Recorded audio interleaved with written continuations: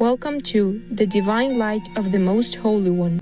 Selections from the Kabbalistic Zohar, Part 1 of 2 on Words of Wisdom. Kabbalah is the ancient mystical school of thought of Judaism, literally meaning the received. Kabbalah is also an esoteric method believed to have been revealed to elect saints and preserved by a certain few since the time of the Garden of Eden. Kabbalah aims to explain the relationship between God, the unchanging and eternal Ein Sof, the infinite, and God's creation, the mortal and finite universe. Kabbalists developed their own sacred texts, especially during the Middle Ages. These texts, however, still remained within the Jewish tradition, as they often worked with scriptures from the Hebrew Bible to demonstrate the extraordinary teachings of the Kabbalah.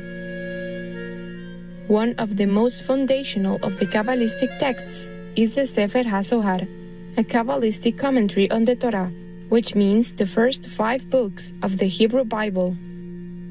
The Zohar, which scholars believe was recorded mainly by the 13th century Spanish mystic Rabbi Moses de Leon, presents profound discussions on many topics, such as redemption, prayer, and the nature of God, the cosmos, and souls. The word Zohar means brightness and refers to the light manifestation of the divine.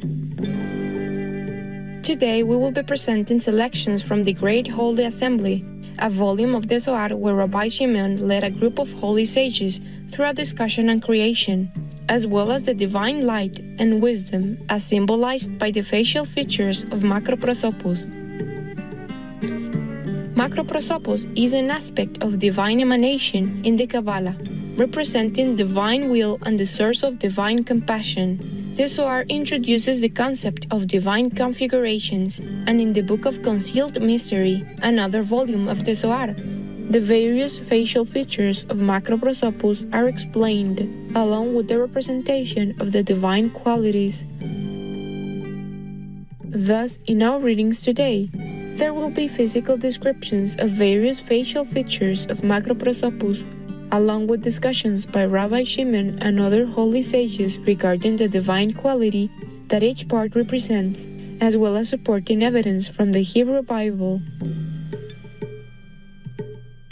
Chapter 2 of the Condition of the World of Vacancy.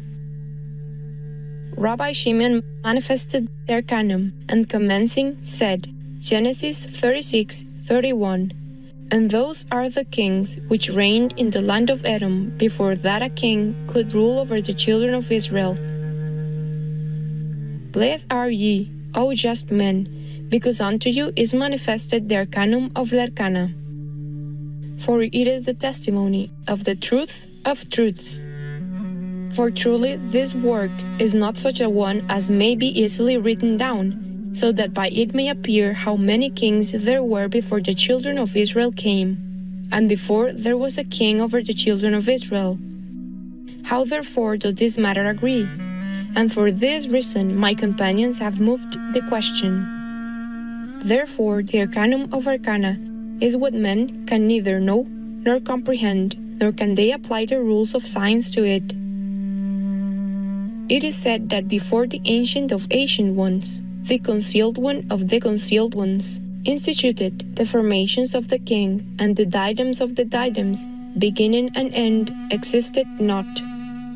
Therefore he carved out, that is, hollowed out a space by which he might flow in, and instituted proportions in himself, in as many ways as the inner heavenly lights of his understanding could be received, whence arose the paths of the worlds, and spread out before him a certain veil, that is, produced a certain nature, by which his inner heavenly light could be modified, which was the first Adam, and therein carved out and distributed the kings and their forms by a certain proportion, that is, all creatures under a condition of proper activity, by which he himself might be known and loved.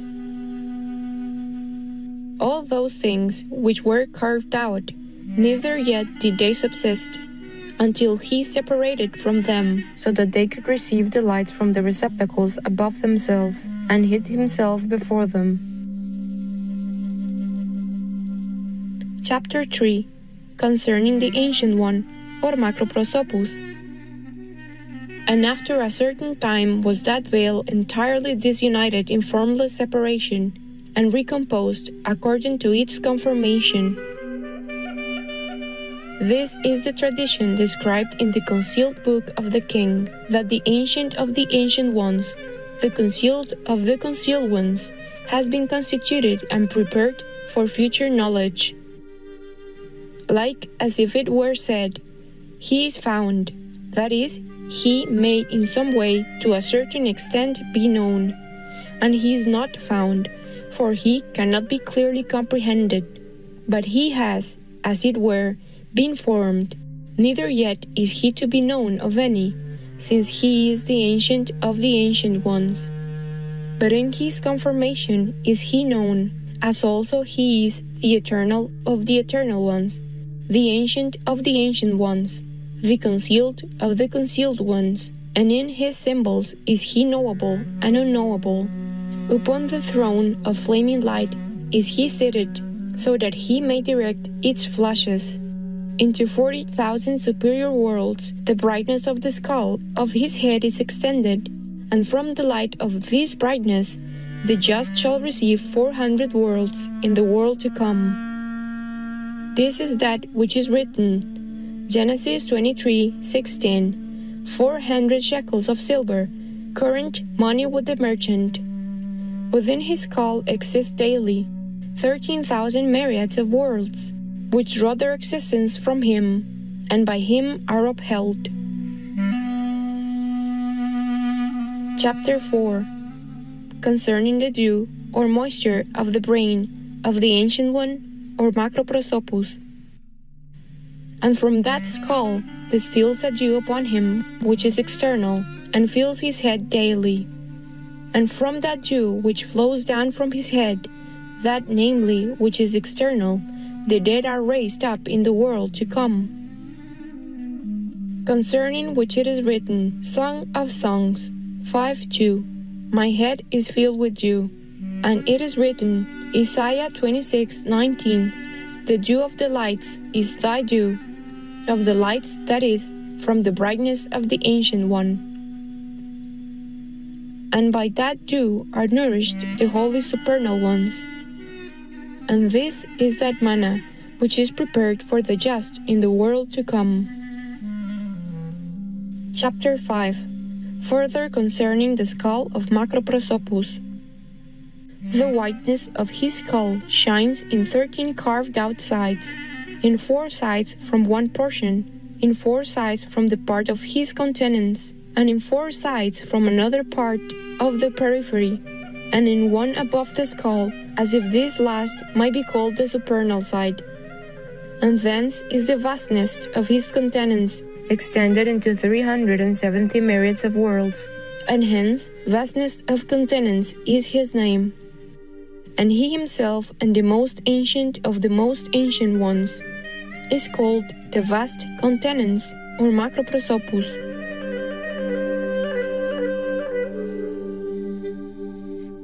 There is an absolute urgency for ecological reasons, for ethical reasons, and for health reasons to switch to a plant-based diet. Rodolphe Lenman, vegan. Joyous viewers, thank you for watching today's Words of Wisdom.